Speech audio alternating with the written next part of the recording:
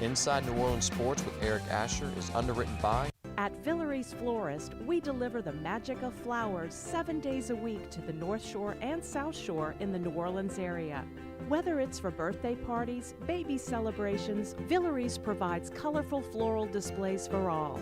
With a store full of fresh-cut flowers, exotic tropical flowers, orchids, roses, and even fruit baskets, our goal is to make your vision a reality. Villeries Florist, proudly serving Louisiana since 1969.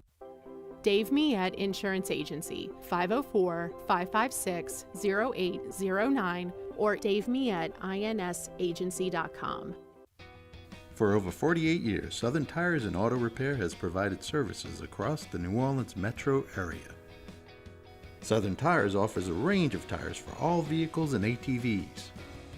We also have a full suite of auto repair options, including brake repair, rim repair, custom exhaust, steering and suspension, tire siping, and so much more. Southern Tires and Auto Repair, 2550 Hickory Avenue in Metairie. C&C Drugs is a family-owned pharmacy that's been serving Southeast Louisiana for over 50 years. Whether you need help taking care of an elderly family member, a growing child, or even a pet, C&C provides patient-centered care for your entire family. C&C Drugs, large enough to serve you, small enough to know you. Locations in Mandeville and Araby.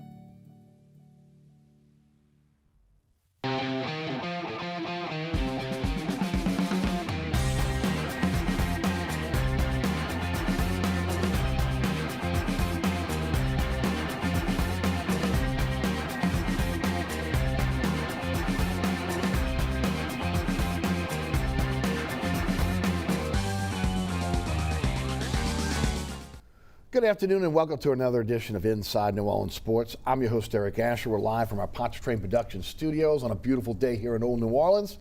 And of course, we'll talk a lot about the home teams today. A lot to talk about when it comes to New Orleans Pelicans. Also, we'll talk about the New Orleans Saints LSU coaching search with their baseball team. And hopefully we'll have a little bit of time more for some of the other schools. But it'll be a very, very heavy Pelican show today because of this, everything that's coming out about the situation that's going on out on Airline Drive. Joining us today to break it down for us from Fox 8 Sports, Chris Hagan is our guest today. Chris, how are you? I'm doing great, man. It is a very interesting summer, but I'll say this. I like this NBA schedule because it gives us more to talk about in the summer, for better or worse for the Pelicans, but we've got some very good playoffs going on right now, so I'm good. Oh, yeah, the playoffs are really good. They really are. And again, teams that maybe you didn't think would have an opportunity to be able to move forward in the playoffs that are doing that. Atlanta, Phoenix. Even though, again, Phoenix had a really good year. I mean, I tweeted this out last night. You've got Atlanta one game out of the Eastern Conference Finals, and you've got Phoenix in the Western Conference Finals. Those are doormats. Yeah. Those are NBA doormats. Meanwhile, again, the Pelicans are working on their third coach in 3 years. So not that good. Before we get started, tell the folks about what's going on over at Fox 8, your great blog. And of course, how folks can follow you on social media. Yeah, you can follow me at Chris Hagan TV on Twitter, Hagan TV on Instagram, and Chris Hagan Fox 8 on Facebook. We've got everything as usual going on at Fox 8, from the final play on Sundays to our overtime show Thursday nights. We've got the Fox 8 Overtime Podcast where Sean Fazan and I are breaking down the Saints by position each week. We've also got the Final Play app, the Tiger Huddle app, stay up to date on the Saints and LSU news. And we've got the Fox 8 News app as well, where there is all of our sports content that's produced, including a lot of high school stuff from Garland Gillen as well. Yeah, y'all do a great job. All right. I was obviously, when I prepare for the show, I'm preparing the night before, and then I last minute prep in the morning, right? Like we always do. As of last night, it was a lot about what was going on with the situation with Stan Van Gundy and the mutual parting of ways between the organization and Van Gundy. Of course, that morphed into, again, maybe taking a little bit stronger look at David Griffin and what he's done within the organization. And then the bomb dropped this morning from The Athletic, where, again, The Athletic is reporting that, again, dysfunction within the Pelicans organization, that Zion's family, some family members, are not happy with Van Gundy, thought he was too rigid, too demanding, and that the organization did not live up to what they felt was the standard of a star like Zion Williamson. Zion Williamson supposedly was upset with the J.J. Redick trade Van Gundy was overheard on a bus ride talking to another assistant where he was frustrated that he might not return. Then Griff got wind of that. He wasn't happy about it. This seems like a very dysfunctional organization. Look, I will say this, and Chris, you know this from, again, covering teams and being in the facilities. Big difference this year in being in the facility and maybe getting your ear to the ground on what's going on and seeing players' body language when you're speaking to them, etc., than being on a Zoom call and being detached. So again, the local media, for the most part, and even the national media, not really there, where you can kind of get a feel and be in a locker room.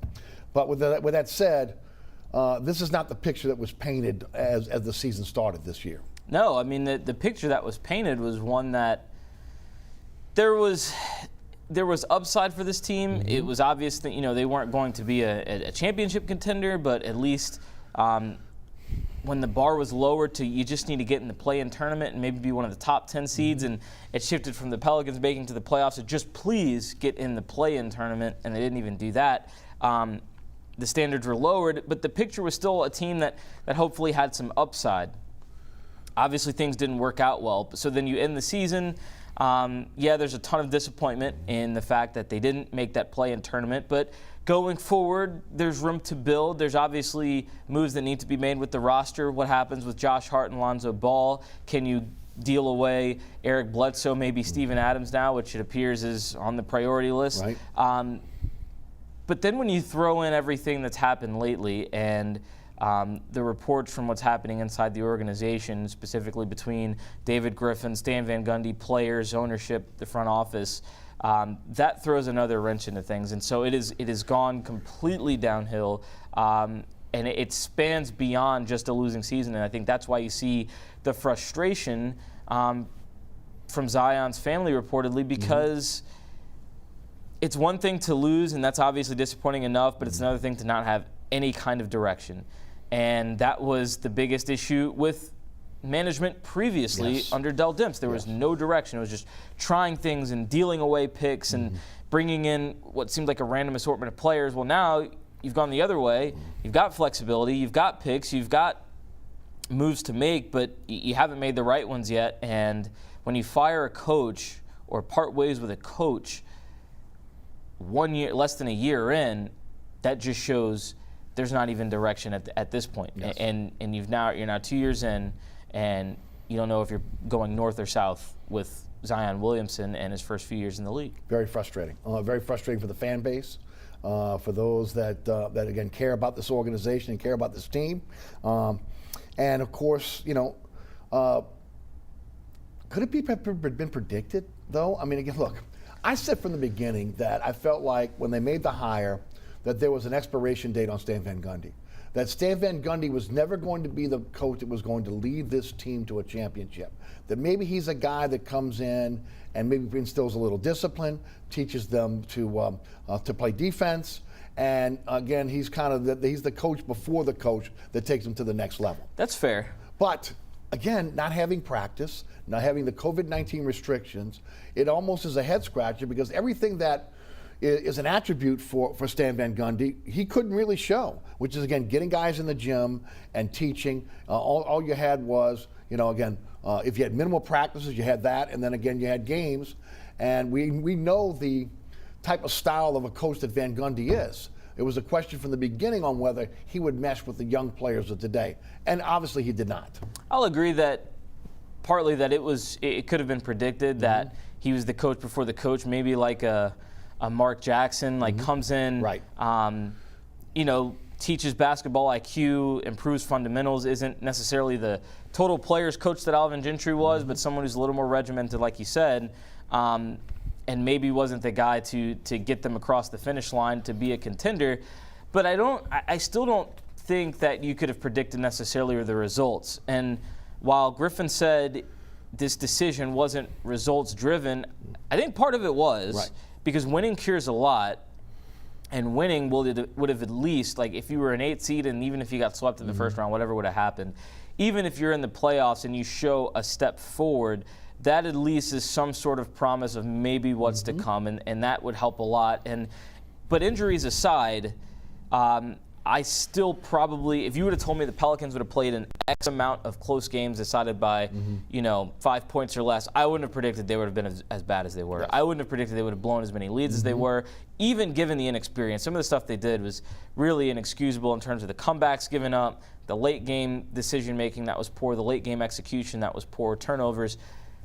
Not all of that is predicted, and I say that meaning if they'd won a few more games, maybe things are a little bit different right now. Maybe you're willing to. Now, if the players aren't getting along with Stan Van Gundy, then I don't think you can keep going down the road. Right. But at least it's not as much egg on your face as it is now, when clearly there was a disconnect in every direction spanning from Stan Van Gundy with the players, with David Griffin, and apparently with ownership. Right. Going back to your point about, again, losing so many close games. If you have a locker room that doesn't trust the head coach, if not getting along, doesn't feel, I mean, you can have these lapses. I mean, again, we go back to Bledsoe on that, that huddle. Game. And then, right. I mean, again, that's a veteran, again, not paying attention. Players can tune out the coach, and that could hurt you down the stretch of a game. It can, and I think it's not great for chemistry. And to your point earlier, I think that's something that maybe we'd pick up on. There are nights in the NBA where after a game you can go into a locker room, you see like nobody's around, nobody's talking, it's dead quiet. Guys are just coming and grabbing their stuff and getting out of there. And you can tell a team is pretty dejected after a loss, or if one stings more than another, or after a win, if they felt like this was a turning point and it's a little more lively. Like there are all those kinds of nights, especially in such a long regular season. It was, like you said, harder to tell this year because you get on a Zoom call and you're doing that stuff because it's mandatory. A lot of times you're getting the same answers. Right. I mean, I felt like there was a stretch of like 2 months where we literally asked the same things every night. Right. It was the same questions, and I don't think that's on any media. I think that's just, it was what it was. The defense wasn't playing well, and they were losing games in very similar fashion. So I think that in terms of, I guess, chemistry and how things were going with the coach between the players, that was hard to tell on a surface level, but it could have been better. Obviously, Van Gundy did not work out as far as the Pelicans players went. You mentioned the front office as well. There was a disconnect there.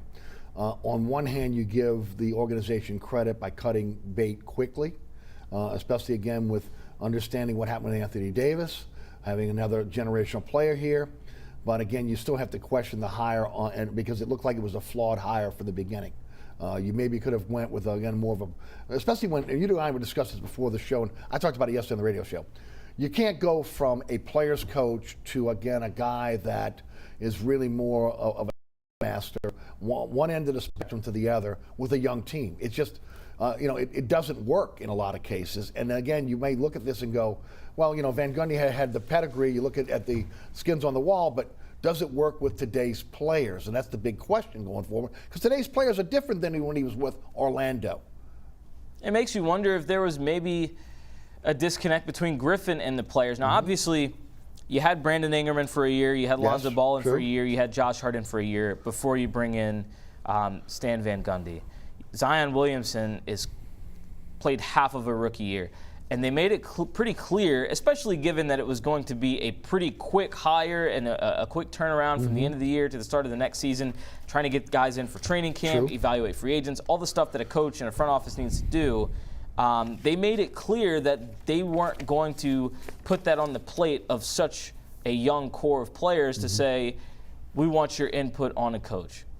That's understandable.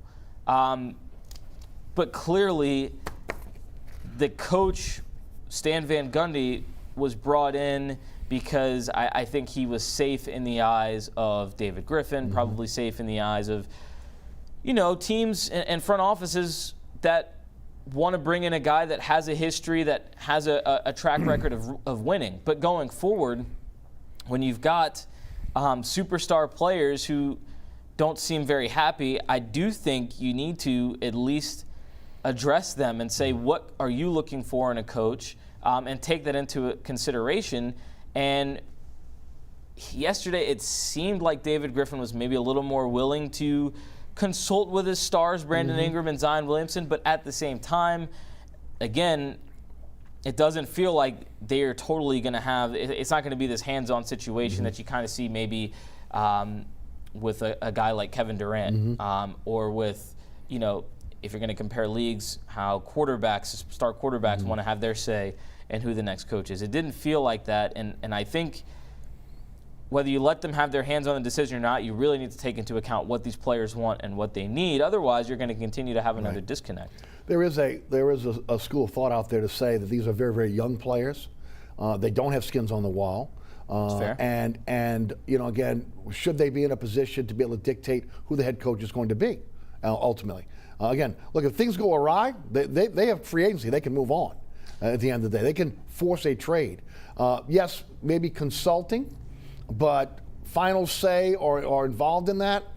I agree. But sometimes consulting is enough. Right. Sometimes you just want to be part of the conversation. Yeah, just let it be part of the conversation, much like what Russell Wilson was saying up in Seattle, right? Just want to have a seat at the table, and like tell me what you're thinking. Whether you take my feedback into account or not, we'll see. But at least hear it out. Let's bounce some ideas off each other. Philosophical differences were what was the quote? Philosophical differences were uncovered over time. There is rumors out there that Griff wanted to play the young players, and Stan Van Gundy wanted to play the veterans. Everybody wanted to see the young players with Stan Van Gundy. Exactly. Everybody was so tired of seeing Eric Bledsoe. Absolutely. There is a line, though, of where a general manager, a vice president of basketball operations, the guy that's in charge, that there is a line of demarcation that you really don't cross in terms of, again, head coach to front office. The head coach has to make the calls on the floor on who's going to be playing. Look, you can sit down in a meeting and advise and give your thoughts on what needs to happen. I don't know if, again, you can be meddling in what's going on the day-to-day and what's happening on the floor and when it comes to game time. When you take that into account, I mean, that probably went back to Alvin Gentry's tenure under David Griffin No as doubt. well, in terms of minutes restrictions on Zion and things like that. But certainly it feels like Griffin wants to have his hands on those things. But when you make a coaching hire, and as he called it, it's one of the hardest things you do. Right. It's got to be a guy you trust, and if the trust is there, then you live with what they're doing. You can advise and push and hope they get the young players out there, and it took a little while, and he was a rookie, but eventually Kyra Lewis got out there, Nickeil Alexander-Walker got out there, unfortunately got hurt, but then when he came back, he obviously proved that he deserved more minutes. But there's got to be a level of trust there, and especially in this David Griffin system where he emphasizes so much in so many words that they want to build the right culture and have people that fit. And as important as it is to be a basketball fit, they want a culture fit as well. You've got to do better with hiring the coach. You've got to have that fit. Otherwise, it's not going to work, and it's going to continue to repeat itself. One of the comments that was made in one of the things I read yesterday was Pelicans are looking for a head coach that could collaborate with the front office, David Griffin. Collaborate to what extent? And that's the question here. David Griffin he's not the coach. He's never coached an NBA team. He's not going to be on the sideline during right, games. Okay. I mean, so where's the collaboration going when you're looking for a new coach? Because this is the most crucial hire in the history of pro basketball in New Orleans. Okay, there's no other way around it. I mean, if you get this wrong, another generation of players walking out the door. Yeah, you're absolutely right. And that's, to me, and I don't know if I'm right or not, because philosophical differences when he said it, he really didn't elaborate on it. I think Will Guillory from The Athletic followed up and asked, what does that mean? And we got a lot of words and not a lot of substance. But to me, it felt like Stan Van Gundy saw one path to winning that maybe took more time. David Griffin in the front office, ownership maybe sees a different path to winning, one that hopefully is sooner. Whether that's get the young guys out there and chips fall where they may this year, but you get guys ready for next year. I don't know, but that to me seemed like what some of those philosophical differences were. When I go back in my mind's eye, and I remember a press conference where it was Griffin that was saying that the young players had to earn their minutes. and that again that the veterans needed to play. And then I was a little shocked when I read yesterday that Griffin was really touting Jackson Hayes, Nickeil Alexander-Walker, and Kyra Lewis getting on the floor. It seemed to be, again, totally different than what he said to the public in that press conference. Well, in terms of earning minutes, when Jackson Hayes did earn them and came back from the stretch where Billy Hernan-Gomez was the first guy off the bench, sure, he certainly proved that he earned them and played up to a different level. I'm not sure what changed. If David Griffin's saying one thing and means another, I don't know. But I do think that that's part of where that disconnect came from in terms of the minutes, and especially once it became apparent later in the year maybe that things weren't headed in the right direction with the guys you had on the floor with the Eric Bledsoe lineup. Things needed to be changed. Right. Look, everybody that saw these games knew that Eric Bledsoe needed to be sitting down, and those young players needed an opportunity to play. After Jackson Hayes did sit down and he came back a different player, he needed to be on the floor. If not for nothing else, these guys need minutes to be able to get better, especially with no practice time. There's an opportunity there. I want to go back to, again, the most crucial hire in the history of professional basketball here in New Orleans. This can't be a novelty hire. And again, nothing against Teresa Witherspoon yesterday when that was leaked, that maybe she might be on the short list. At the end of the day, this can't be an experimentation. You got to get it right. Fred Vincent has been an incredible shooting coach for this team. Neither Witherspoon nor Vincent has been in the number 2 chair, much less the number 1 chair, the top assistant. Those coaches have to be able to make their way to that number 1 or 2 chair before they can end up being a head coach. So to me, throwing names out there like that, I don't know if it's fair to those coaches. Maybe, again, it helps them in terms of maybe going through the interview process for maybe an opportunity for another job. But you don't want to get their expectations where, again, they may be the next head coach for this team, because honestly, they're not ready. Yeah, and I think the thing Griffin did say well was calling Teresa Witherspoon a candidate was a bit premature, and he said he'd addressed the staff internally and talked about what is coming. Obviously, the organization is a huge fan of Fred Vincent. He's been here for more than a decade. And rightly so, right? Yeah, absolutely. In terms of player development, he's done an excellent job. And the same job. thing for Witherspoon. Yeah. She's been a motivating factor for that team. She has gotten so much high praise from Zion, from Kyra Lewis, from Eric Bledsoe. She has been a big motivator and a big part of player development as well. So if you can keep those assistants together and bring in your guy or girl, woman from another team, I think that's the goal. But it's got to be the right fit. And there's a lot of ways to do it. It depends on the makeup of the team. I think Steve Nash, as a first-year coach, works in Brooklyn because he's got veteran players and guys that have skins on the wall and guys that have won championships. Steve Kerr worked in Golden State because he took over a team that was well-seasoned by Mark Jackson, had a high basketball IQ, and had experience. I'm not saying you have to go the Stan Van Gundy, deep history in the league route. I'm not saying you go for first year, but it's just got to be the right fit. And in the NBA, and really any league, but in the NBA, coaches get recycled all the time. And there's nothing wrong with that. It's sometimes a nail that everybody likes to hammer, that coaches just get recycled, doesn't work out, blah, blah, blah. Well, Nate McMillan's been a number of places, but Nate McMillan has the Hawks a game away from the Eastern Conference Finals. Maybe it's finally clicked there.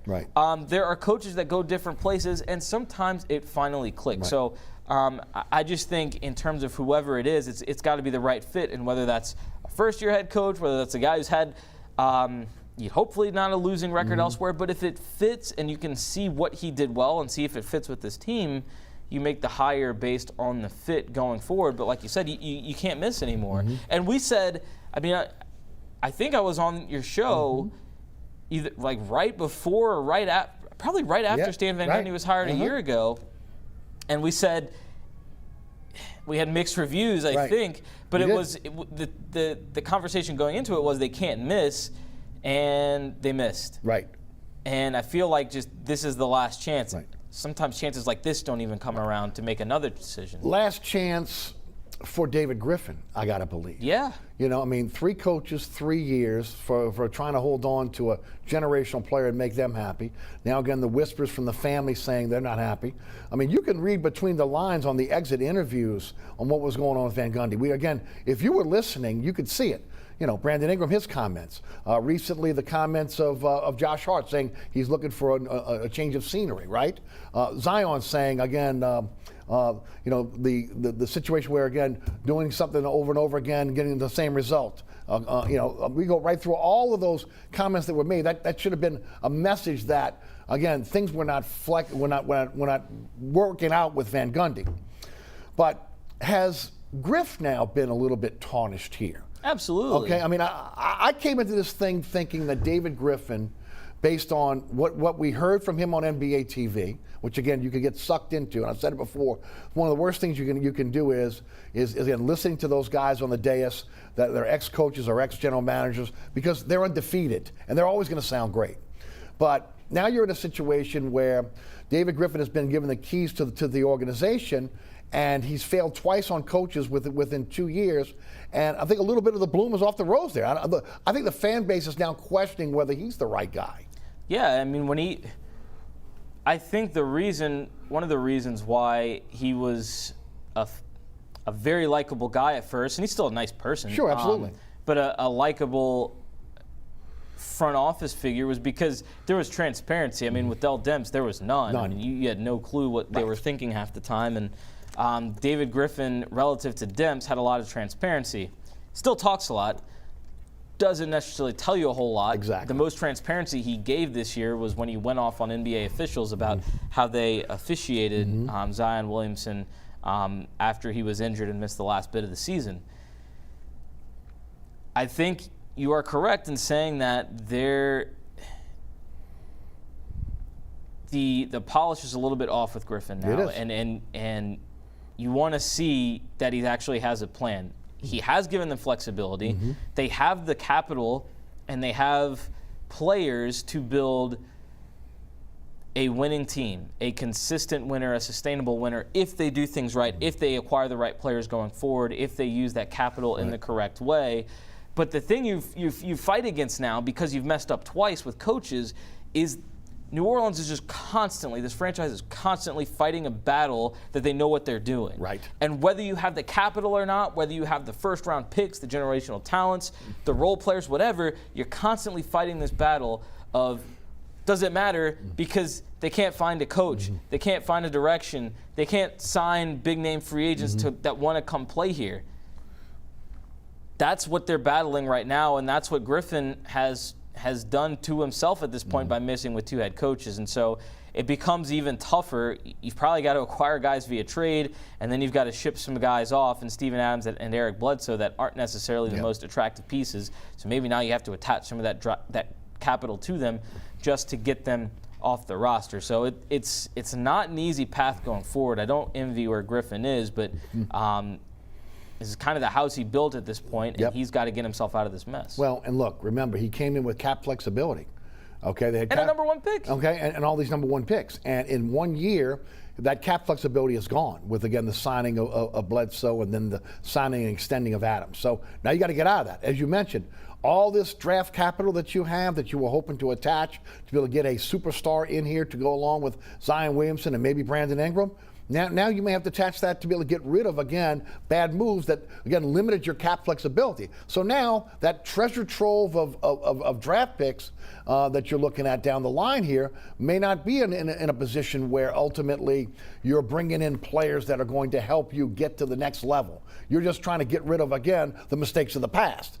And that's got to be frustrating, not just for the fan base, but it's got to be frustrating for ownership as well. Yeah, because you see it, you continue to see it happen, and you continue to see these awkward rosters that haven't worked when you were sold on the fact that they'd have a plan. And maybe in the first year when you're coming into an Anthony Davis trade request and a lot of young and new players, it's fine to kind of piece together what you've got. But then to make the moves you did, to deal away Drew Holiday, which they did good by Drew, I guess. Right, they did. That's fine. But not by the team. Not by themselves. Right. And I think, and you saw Drew comments a little while ago saying he's too old to be chasing the 8th seed, and he wants to be in the playoffs. And I think to that extent, that's where guys get frustrated. That's where ownership probably gets frustrated. That's where fans get frustrated. And that's where players are going to get frustrated, because Zion is seeing a lot of his college peers deep in the playoffs. Yes. Come on. Chris, let's just be honest here. They had the 9th highest payroll in the NBA. They couldn't make the 10th seed in the West. I mean, come on. I mean, with 2 guys that have already been named to all-star teams.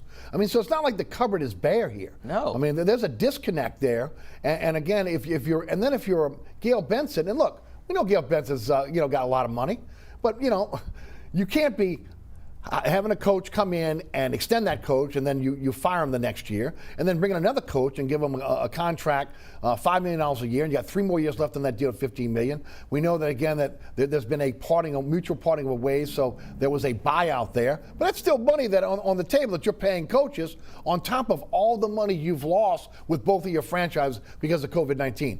Ownership cannot be happy about this. No, and to that extent, I mean, I think you don't mind paying the money if you're seeing the results. And like Griffin said, they won't mind approaching the luxury tax and going into the luxury tax if they're getting results. But if I'm Gail Benson and I'm ownership, I'm not thrilled about it, and you're not exactly selling me on continuing to throw money where I need to throw it if you're not going to apply it in the right way, if you're not going to bring in the winning results and the right coach and the right players.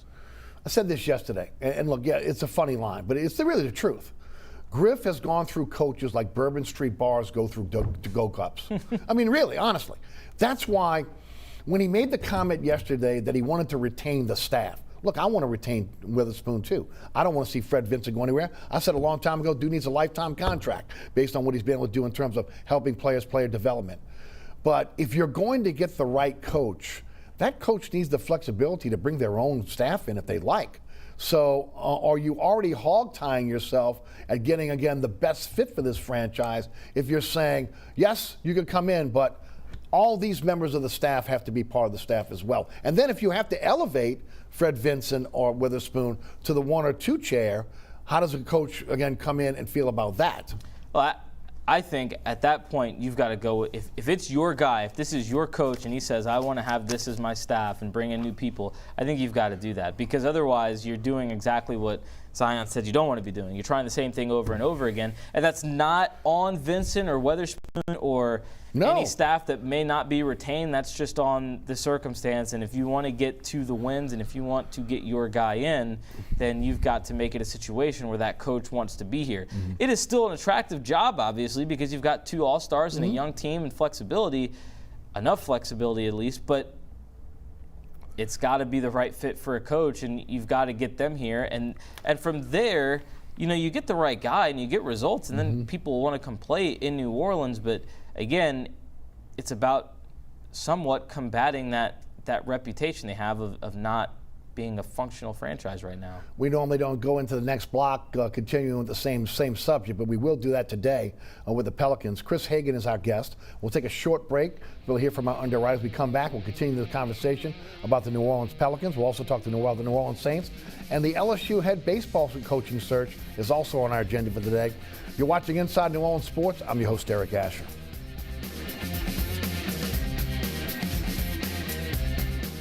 Air Conditioning, Heating, and Refrigeration has been family-owned and operated since 1989. Burkhardt has energy-efficient solutions and offers brands such as Mitsubishi ductless AC units and Amana, the only manufacturer with a lifetime unit replacement warranty.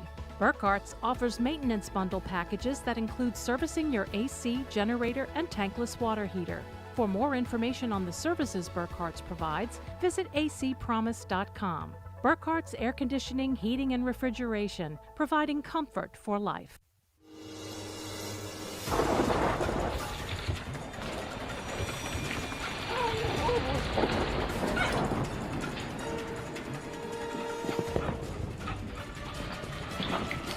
Experiencing rough weather with a bad roof can be a nightmare. It doesn't have to be. Suburban Roofing, because when it comes to roofing, there is a difference. Located at 3701 Iberville Street in Mid-City is Katie's Restaurant and Bar. Open 7 days a week, Katie's offers daily specials for lunch, dinner, and Sunday brunch. Serving New Orleans cuisine such as fried shrimp platters, grilled redfish, and a fully stocked bar. And don't forget about our expanded event seating and local entertainment. Featured on the Best of Food Network's diners, drive-ins, and dives, Katie's Restaurant and Bar. Welcome back to Inside New Orleans Sports. I'm your host, Eric Asher. Chris Hagan of Fox 8 Sports is our guest. We continue our conversation about the Pelicans. Yesterday, one of the things Griff said was there's no invisible clock on Zion. I'm not buying that. Nope. Okay? That clock is ticking. It's been ticking since the day that they chose him. What happened today with the Athletic, again, reinforces that there's a clock there. So, again, I'm not buying that. I don't think the fan base is buying that. Sounds like you're not buying it either. No, in these situations, there is a clock because you're attached to that clock. You're attached to that superstar. You lose him and you're gone. Right. You know, Dell Demps lost Anthony Davis. He's gone. So I absolutely think there is a clock, and that's your young core. I mean, that's what you want to build around. If your young core decides they don't want to be here, or they don't want to play for you, or they're not lockstep, as David Griffin says, then that's your clock. Yep. No, it's true.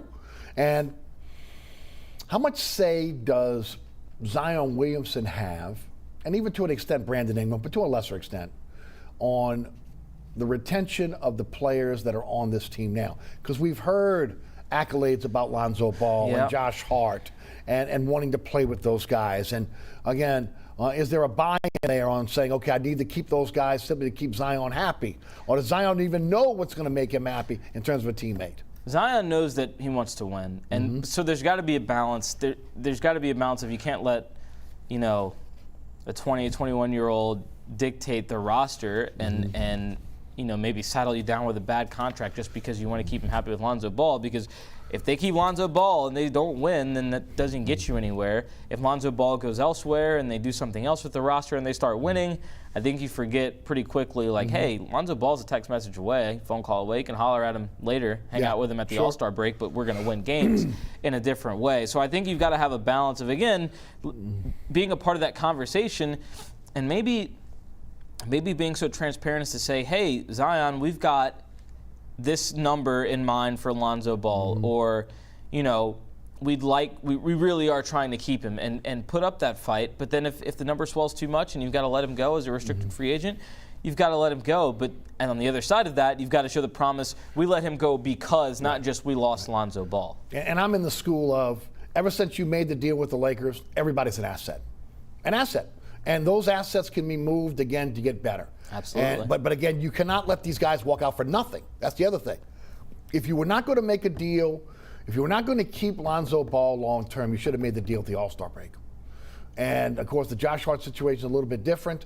We'll see what happens there on the open market. But you should be getting something in return for each one of these players. And I'm not talking about bad garbage contracts. I'm talking about pieces that can help you down the line. No, the time for collecting random contracts and I forgot the term Griffin used for it, but I think it was something along the lines of just having the flexibility of making deals, and I think he used it last offseason. But no, the time has come to better your team and do what you have to for that. So I think to your point, it will be very unfortunate if they don't get anything for the assets that they got for Anthony Davis, because you trade Anthony Davis away. You got an all-star in Brandon Ingram, but that's not an equal trade AD for BI. Right. And so if you let everything else walk and don't have any progress as a team and upset Zion in the process, then you lost the trade. You already lost the trade, but you lost the trade. Right. And again, you might not be here with those trade swaps, and by the time again those trades, the Lakers picks are coming to fruition, and you shouldn't want to be in a situation where you're panicking and trading those picks away because you're trying to hold on to your job now. Yeah, and that's the situation we talked about with Dell Demps for so long. Right. Why, when it was approaching trade deadline his last season in New Orleans, it was like you cannot let him do anything because he'll do what he has to. Yes. He's dealing Dell Demps. He'll do anything he has to save his job. And I don't think Griffin's in that situation yet, but I think he's still got to make reasonable moves to fulfill his promise of being a sustainable winner. Right. And again, they've got the pieces there to do so. They just got to execute it. Okay. As we wind up with the Pels, first of all, I will say this. This is not just on Griff. This is not just on Van Gundy. This is on ownership as well. This is, again, a collective failure on the part of everyone that's in that organization because, again, this move was made, and maybe it was a move that wasn't, when in hindsight, when you're looking back, the best move for the franchise in the short term or the long term. Yeah, I would agree. And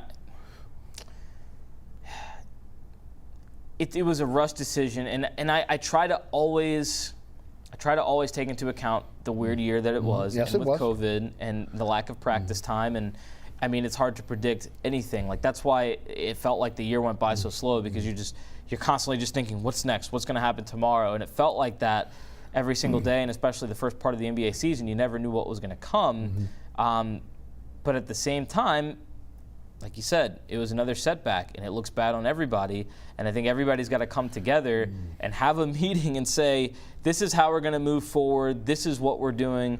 Ownership's got to put their foot down and say, this is what we want. This is what we need for the team. This is the direction we see it going. We want to keep our superstars happy, but obviously we want to bring in the right piece. Let us finally, as repeated again, get in lockstep, as David Griffin says, and get on the same page. All right. Final question about the Pelicans, and we'll move on to LSU quickly, and then we'll talk some Saints. Next head coach. What are they looking for? What should they be looking for? Should it be, again, an assistant that's up and coming? Should it be another retread head coach? Should they go to the college ranks? What direction should they go? I think you go with an up-and-coming assistant that comes from a winner. Okay. And I think someone that knows what it takes to get a team to buy in to what they're doing, to be able to reach them, to get them to play hard, obviously, to improve defensively. And I think, hopefully, what Griffin said is true, that Stan Van Gundy's attention to detail and attention to defense will kind of linger and stick with this team, at least leave that mark in a positive way. But you've got to have a coach that can reach these guys and that they're going to want to play hard for, that they will listen to,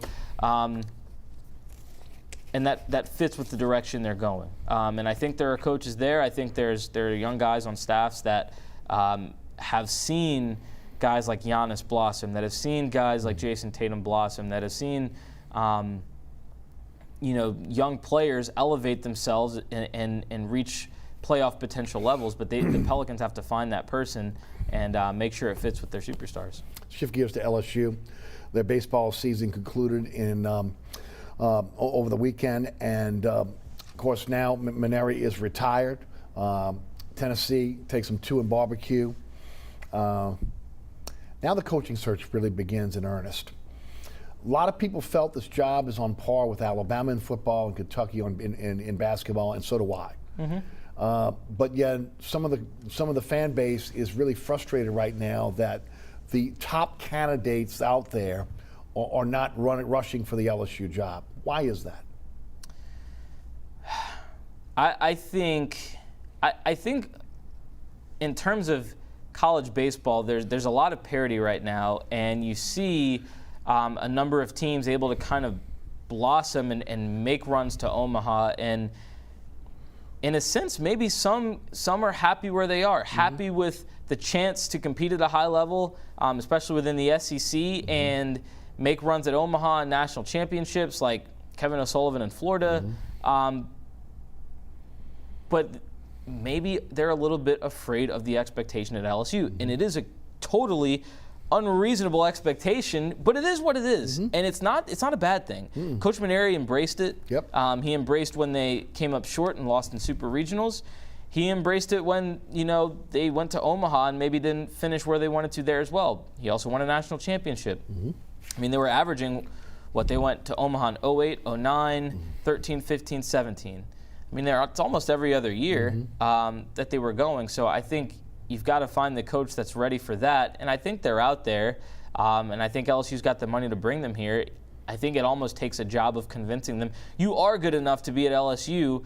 Come embrace the media, embrace the expectations, embrace the fans, and it can be a great thing.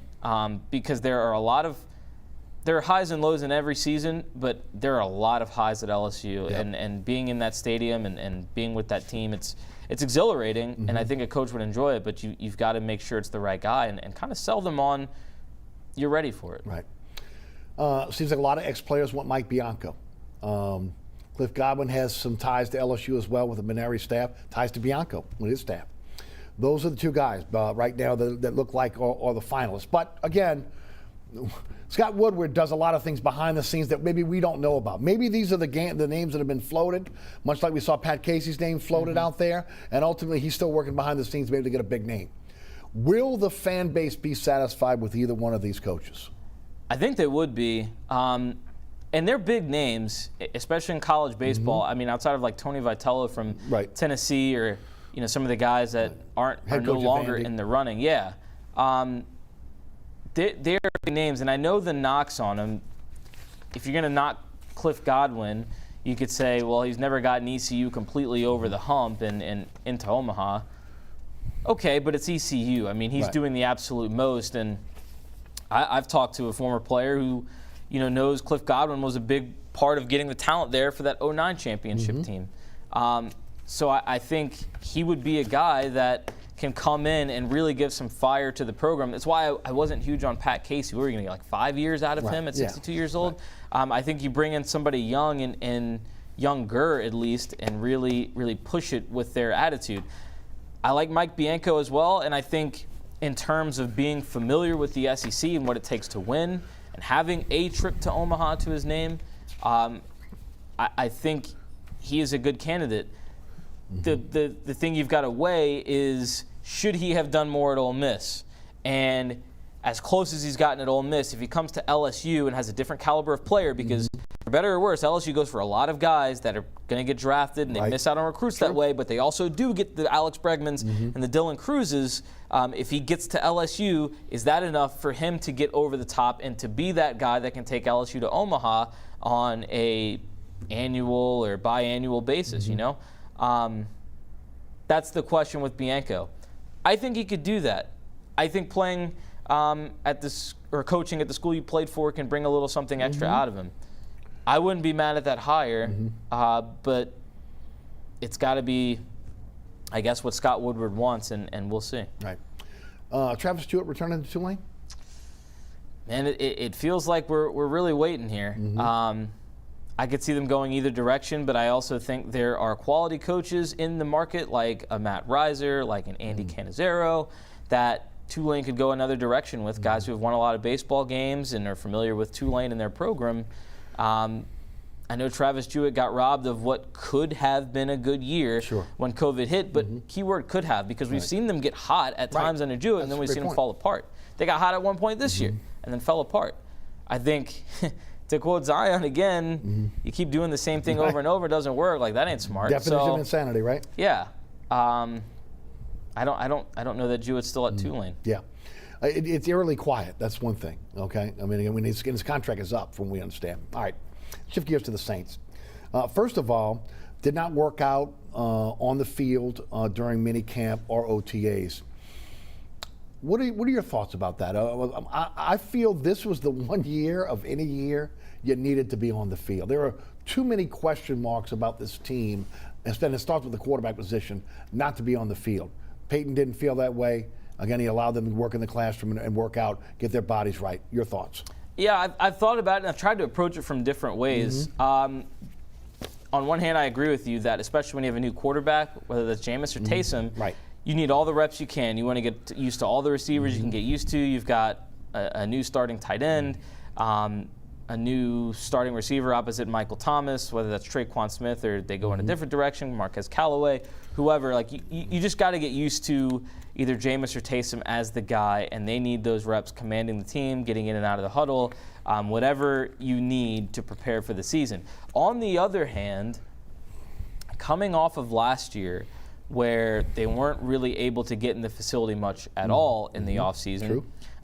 Yeah, they took it slow to start training camp a little bit and then ramped it up as you went in. Maybe they felt like they put too much on them in terms of preparing your body and getting ready on the field and learning the playbook and the things you want them to know individually as position players. So maybe this was a chance to take a little bit off their plate in terms of trying to bring it all together at once and saying, hey, we're going to hit the gym hard, we're going to get your body ready for the season, and we're going to prepare you individually and spend more time in the classroom, so to speak, and in the playbook and learning the ins and outs of the system. And maybe that does help with the development of some of the rookies from last year even that maybe didn't pan out like we thought they would in terms of Cesar Ruiz or Zach Bond at linebacker. Do they think that this time off the field, not in your traditional on-the-field workouts, will help them advance their games? That's the two ways I look at it, but I still tend to lean toward it would have probably helped to be on the field a little more. And to you, I think you make a great point, because you got a situation now where Zach Bond is changing positions once again. He's going to be moving to the will now from the Sam. He was a rusher in college, so I mean it's a dramatic change for him. We heard this week, last week, that Ruiz is going to stay at guard. We'll see how that works out down the line here. But again, it gives them a chance to be able to get in the classroom, learn their position, and learn the fundamentals of the position, and maybe not do it in a position where, again, they got to do it within a live contact. Look, we know minicamp is shorts, t-shirts, shells, whatever. Nobody's getting hit out there. So again, from that standpoint, it'll be interesting to see how this kind of plays out. What are your thoughts about this move with Zach Bond at the linebacker position? Well, I think you've got to try something at the position where you're a bit inexperienced now in terms of Bond, in terms of drafting a linebacker. You've obviously got Demario Davis to anchor it, but there's not Alex Anzalone, who, though he played good and bad at some times and was obviously injured a lot, when he was on, he was a quality linebacker. And then obviously you don't have a Quan Alexander, who was an excellent linebacker when healthy.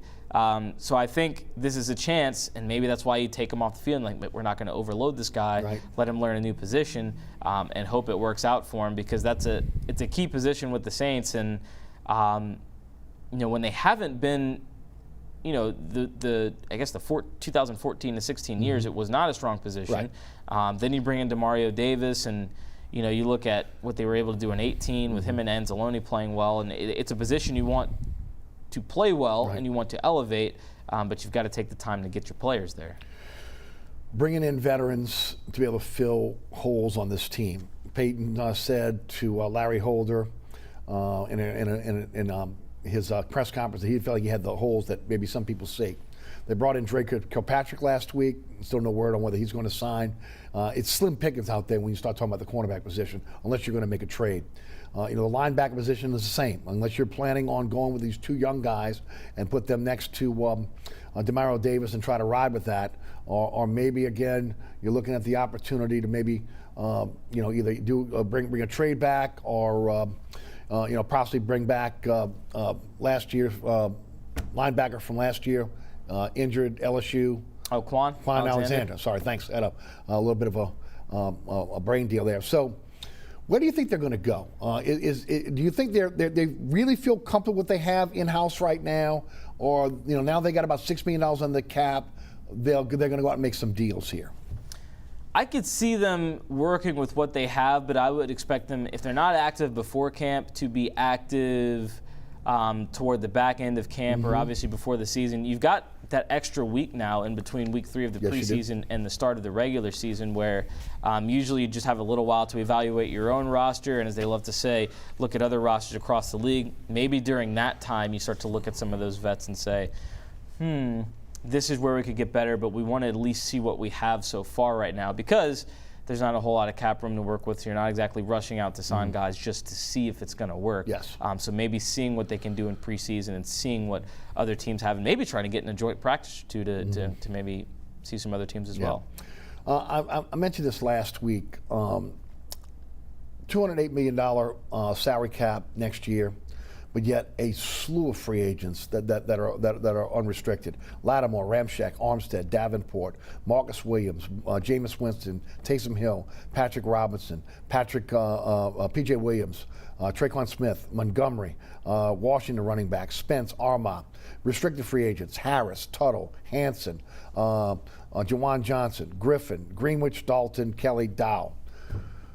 Not a lot of money next year either when you start looking at the cap where they are in terms of huge to be able to get a guy like Ramczyk under contract, Lattimore under contract, and Williams, so you're not dealing with that. The question is, when do you think that happens? Does that happen this season? Does that happen at the beginning of next season? Are you willing to roll the dice on maybe putting the franchise tag on Lattimore and maybe trying to sign Williams long-term and Ramczyk long-term? And if you sign Ramczyk, what are you signing him to? Left tackle money? I think you've got to sign him to left tackle money. Jeff Duncan and I discussed that one, and I think eventually he's going to be over there. So if I'm his camp, that's what I'm looking for. But I will borrow another thought from Jeff when we had him on the final play. I don't think the Saints are going to make those moves until they have to, until they say, okay, we need X amount of money to sign this guy or X amount of money under the cap to trade for this guy. Now we need to renegotiate a deal, or now we need to find an extension. Maybe they don't do it until then. I'm also of the belief that it's definitely not a rebuilding year with all the talent they have, but I would say maybe it's a bit of a transition year to see what you want to do going forward. Do you have your quarterback of the future in the building right now?